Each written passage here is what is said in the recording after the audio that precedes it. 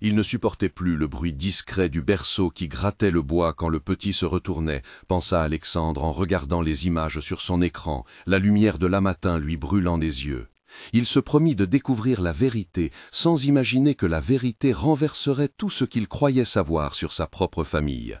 Si vous aimez les histoires intenses, avec des révélations et des leçons de vie, likez cette vidéo, abonnez-vous et dites-nous d'où vous regardez. Ce matin d'automne, la maison semblait plus froide que d'habitude. L'air portait l'odeur du café renversé et des roses en plastique sur la table. Dans le salon, une horloge ancienne battait un tic-tac rassurant et inquiétant à la fois. Alexandre vivait protégé par la richesse, mais habité par la peur, un homme qui avait appris à tout mesurer, à tout vérifier, à garder le silence. La femme qui allait tout faire basculer entra en scène comme une lumière. Clara, vêtue d'un gilet bleu clair, chantonnait en berçant le bébé, effleurant la couverture comme en caresse une promesse. « Vous êtes tellement comme votre grand-père » murmura-t-elle au bébé en posant un doigt contre un médaillon caché sous sa robe. Il arrêta la lecture et resta figé. Comment cela pouvait-il être possible? Alexandre avait installé des caméras parce qu'il ne supportait plus l'incertitude. Il passait ses nuits à rejouer des scènes dans sa tête, à scruter chaque sourire, chaque main posée sur le berceau, convaincu que la vérité se trouvait dans un détail. Il monta la garde numérique avec l'obstination d'un homme qui craint la trahison et qui veut protéger ce qui compte le plus.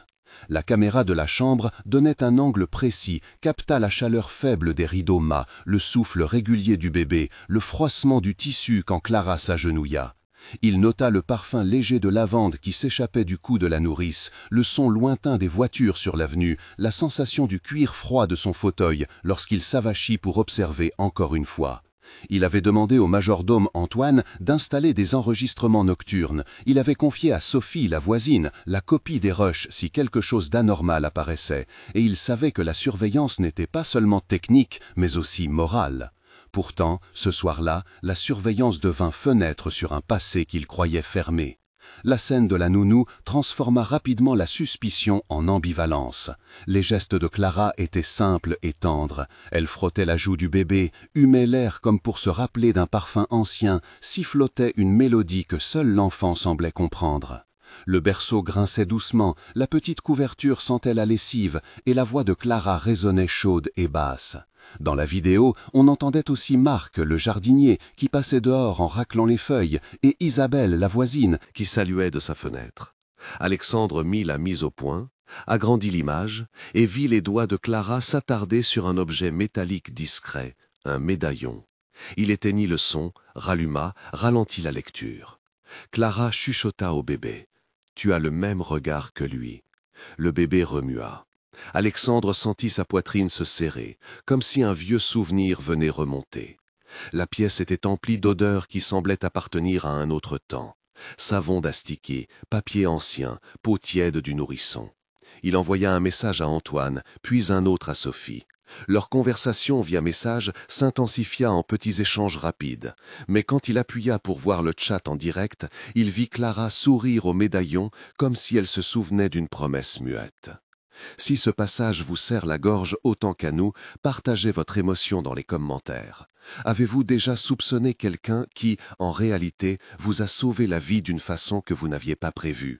Après ce moment, écrivez une phrase. « Je suspectais, mais… » Votre phrase peut être simple. Votre partage aide d'autres personnes à se sentir moins seules et inspire notre prochaine histoire. Nous lisons chaque témoignage et parfois nous retrouvons des vies qui se croisent. Dites aussi de quelle ville vous regardez et si vous voulez, dites si vous préféreriez que la vérité reste cachée ou qu'elle soit dite haut et fort. Maintenant, retournons à ce qui se passa dans la maison d'Alexandre et aux séquences que les caméras avaient enregistrées. La première piste tangible apparut comme un souffle, une phrase murmurée, un objet serré entre des doigts. Clara, près du berceau, toucha le médaillon et dit « C'est toi, enfin ». Sur la table de nuit, une vieille photo en noir et blanc était visible, coin replié, le visage d'un homme à moitié effacé. Alexandre sentit la terre vaciller.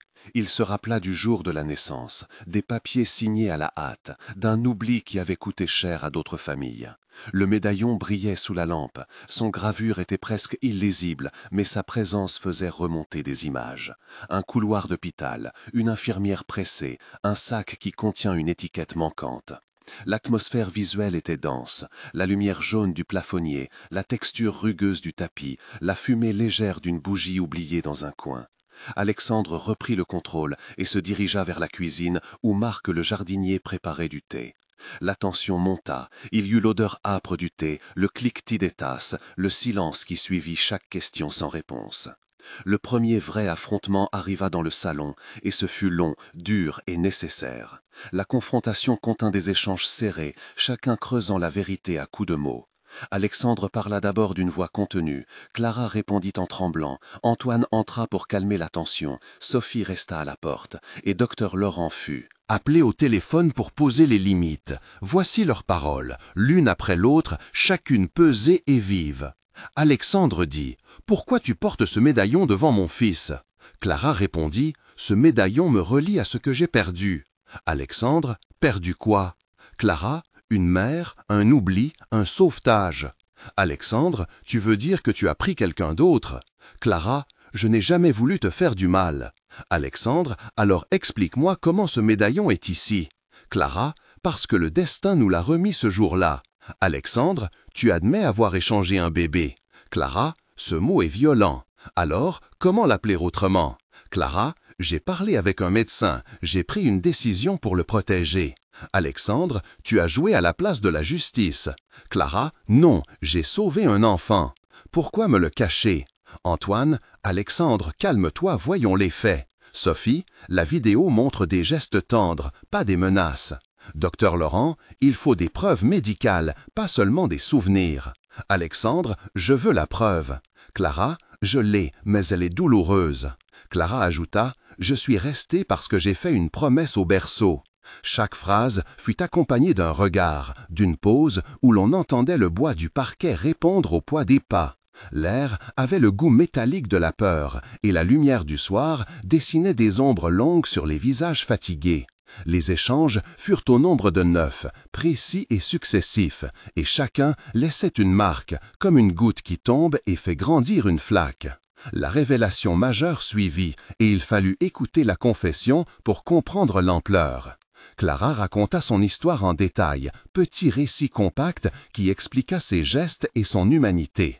Elle raconta un accouchement chaotique, dans une maternité surchargée. Un bébé qui pleurait sans personne pour le réclamer, une infirmière qui avait confondu des dossiers, et le cri d'une mère qui s'est éteint parce qu'on l'avait séparée du monde. Elle parla de la nuit où elle avait tenu 2 bébés et choisi celui qui semblait le plus fragile parce qu'elle se souvenait d'avoir perdu son propre enfant des années plus tôt. Son backstory fut bref mais dense. Clara venait d'un village où les visages se reconnaissaient au parfum du pain. Elle avait travaillé comme auxiliaire, puis comme nounou, et quand le destin lui mit un berceau entre les mains, elle choisit de sauver sans demander.